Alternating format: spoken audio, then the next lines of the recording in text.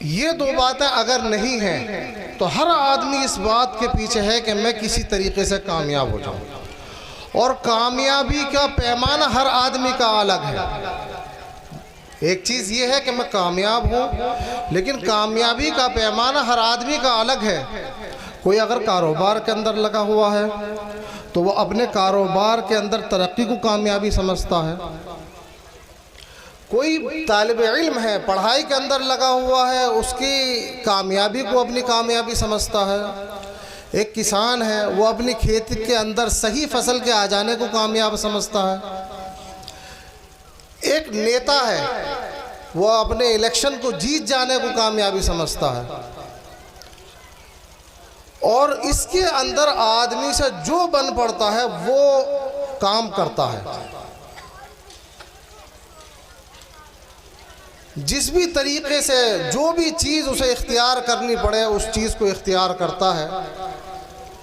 کاروباری آدمی کاروبار کرتے وقت نہ دن دیکھتا ہے، نہ رات دیکھتا ہے، نہ حلال و حرام دیکھتا ہے، بس اس کی سوچ یہ ہوتی ہے کسی طریقے سے میرے پاس پیسہ آ جائے تو میں کامیاب ہو جاؤں گا۔ الیکشن لڑنے والا آدمی جو پیسہ بڑی محنت کے ساتھ کمایا ہوا ہوتا ہے، اس پیسے کو لٹاتا ہے اور یہ سوچتا ہے پیسہ لٹ جائے لیکن میں الیکشن جیت جاؤں، کیونکہ اس کا پیمانہ اور معیار الگ ہے۔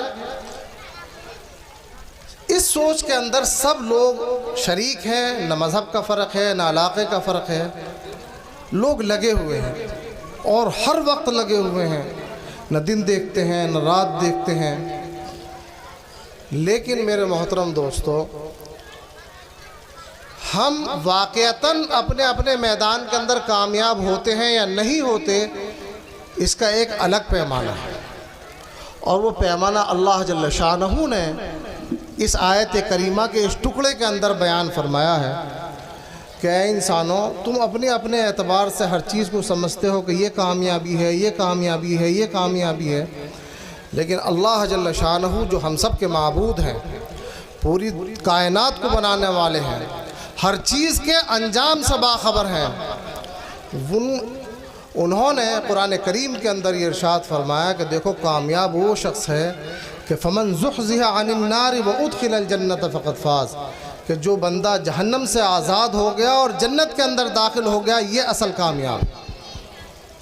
ایک بندہ دنیا کی تمام تر دولتیں، حکومتیں، ڈگریاں حاصل کی، لیکن انجام کار وہ اگر جہنم میں جاتا ہے تو حق تعالی شانہ کے فرمانے کے اعتبار سے وہ بندہ ناکام ہے۔ ایک بندہ دنیا کے اندر بہت زیادہ ناز و نعم کے اندر، بڑی ڈگریوں کے اندر اور بڑے پیسے کے اندر نہیں رہا، لیکن وہ جنت کے اندر چلا گیا تو یہ بندہ کامیاب ہے۔ تو میرے محترم دوستو، ہم لوگوں کو اپنے اعتبار سے اس بات کے اندر سوچنا چاہیے کہ ہم واقعتاً کامیاب ہو جائیں، اور جو اللہ جل شانہ نے پیمانہ بنایا ہے اس کے اعتبار سے کامیاب ہو جائیں۔ تو اس کے لیے دو ہی چیزیں ہیں، ایک جنت کا دخول اور جہنم سے آزادی۔ اگر یہ چیز کسی شخص کو مل جاتی ہے تو وہ بندہ واقعتاً کامیاب ہو جائے گا۔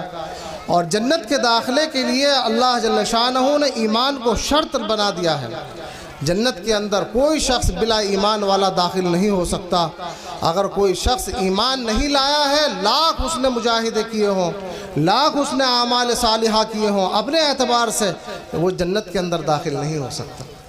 اور ایک بندہ ہے جو ایمان لے آیا ہے تو انجام کار وہ کسی نہ کسی وقت کے اندر جنت کے اندر داخل ہو جائے گا۔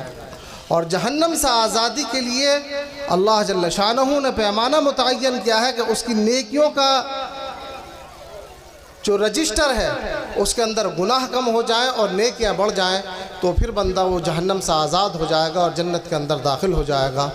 تو ہم لوگوں کو اس سلسلے کے اندر فکر کرنی چاہیے اور اپنی زندگی کو اسلامی تعلیمات کے اعتبار سے، اللہ کے رسول صلی اللہ علیہ وسلم کی فرامین مقدسہ کے اور ان کی تعلیمات کے اعتبار سے زندگی گزارنی چاہیے۔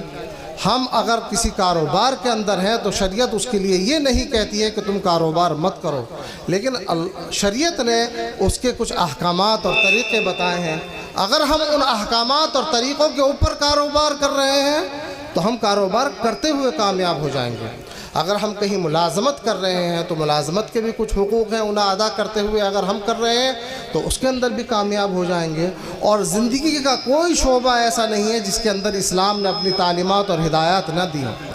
ایک بندہ اگر بادشاہ وقت ہے تو اس کے لیے بھی ہدایات ہیں، اور ایک بندہ بالکل فقیر ہے تو اس کے لیے بھی ہدایات ہیں۔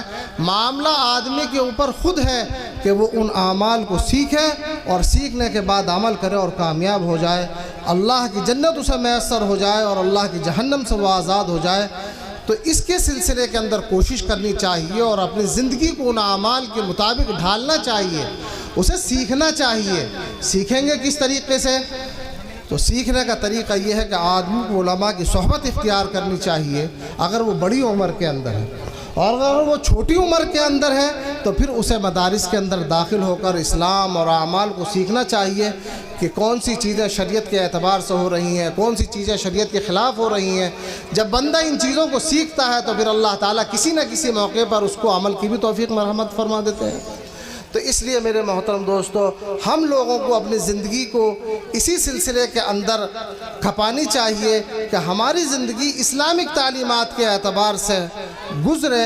اگر ہماری زندگی اسلامک تعلیمات کے اعتبار سے گزری ہے تو ہمیں اللہ تعالی شانہ کی رحمت سے امید ہے کہ وہ مرنے کے بعد میں بھی جنت مرحمت فرمائے گا۔ اس سلسلے کے اندر ایک اصول بھی حدیث کے اندر بیان فرمایا گیا ہے۔ اللہ کے رسول صلی اللہ علیہ وسلم نے ارشاد فرمایا کہ تحشرون کما تموتون و تموتون کما تحیون، کہ دیکھو تمہارا جو حشر ہوگا آخرت کے اندر وہ ایسا ہوگا جیسے تمہیں موت آئی ہوگی۔ اگر تمہاری موت صحیح آئی ہے تو اللہ تمہارے ساتھ حشر کے اندر معاملہ بھی آسانی کا کرے گا۔ اب موت صحیح آئے اس کے لیے بھی اصول بیان فرمایا کہ تمہاری موت ایسی آئے گی جیسی تم نے زندگی گزاری ہوگی۔ اگر اعمال صالحہ کے ساتھ زندگی گزری ہے، اخلاق کے ساتھ میں زندگی گزری ہے، اسلامک تعلیمات کے اوپر زندگی گزری ہے تو پھر موت بھی اسلامک تعلیمات اور ایمان کے اوپر آئے گی۔ اگر زندگی فاجرانہ گزری ہے، فاسقانہ گزری ہے، کافرانہ گزری ہے تو پھر موت بھی اسی طریقے کی آئے گی۔ ہم سب کا بہت بارہا کا تجربہ ہے کہ ایک شخص وہ ہوتا ہے جو نیک ہوتا ہے، نیکوکاری کی اسے عادت ہوتی ہے، اعمال صالحہ کے اندر لگا ہوا ہوتا ہے، تو کئی مرتبہ نماز پڑھتے پڑھتے موت آ جاتی ہے، قرآن کریم کی تلاوت کرتے ہوئے موت آتی ہے، باوضو موت آتی ہے، کلمے کے ساتھ موت آتی ہے، اور ایک شخص ہے جس کی زندگی فسق و فجور کے اندر گزرتی ہے تو بعض مرتبہ اس کی موت بھی اسی طریقے کی آتی ہے۔ تو یہ ایک معیار بتا دیا اللہ کے رسول صلی اللہ علیہ وسلم نے، اور عقل مند آدمی کے لیے بڑا آسان وظیفہ بیان کر دیا ہے کہ تمہارا حشر ایسا ہوگا جیسے تم مرو گے، اور تم مرو گے ایسے جیسے زندگی گزارو گی۔ اب نتیجہ ہمارے ہاتھ کے اندر ہے۔ اگر ہم اپنی آخرت کو بنانا چاہتے ہیں، اپنی جنت کو اللہ کی کو حاصل کرنا چاہتے ہیں، جہنم سے بچنا چاہتے ہیں، تو موت صحیح آئے، اور موت صحیح جب آئے گی جب زندگی صحیح گزاری ہوگی۔ اگر زندگی ہماری صحیح گزر رہی ہے تو اللہ کی ذات سے امید ہے کہ ہماری موت صحیح آئے گی، اور جب موت صحیح آئے گی تو حق تعالی شانہ ہمارے ساتھ میدان محشر کے اندر معاملہ بھی مؤمنین والا کریں گے۔ اللہ جل شانہ ہم سب کو ایمان کی توفیق مرحمت فرمائے، اعمال صالحہ کی توفیق دے، ہماری زندگی کو نیکوکاروں والی زندگی بنائے اور اسلامک زندگی بنائے، اور اسلامک موت ہمیں مرحمت فرمائے۔ یہی چند معروضات تھی جو مجھے عرض کرنی تھی۔ اللہ تعالیٰ مجھے بھی اور آپ کو بھی عمل کی توفیق نصیب فرمائے۔ وآخر دعوانا ان الحمدللہ رب العالمین۔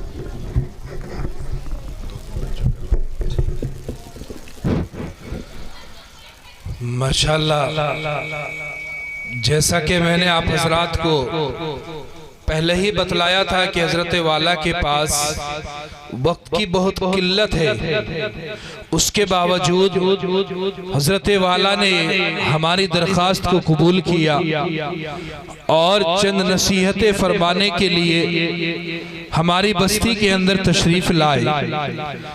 ہم حضرت والا کے بہت ہی ممنون و مشکور ہیں اور دعا کرتے ہیں کہ حضرت والا کا سایہ تا دیر ہمارے سروں پر دائم اور قائم فرمائے، اور حضرت والا کے فیض کو پورے عالم اسلام کے اندر جاری و ساری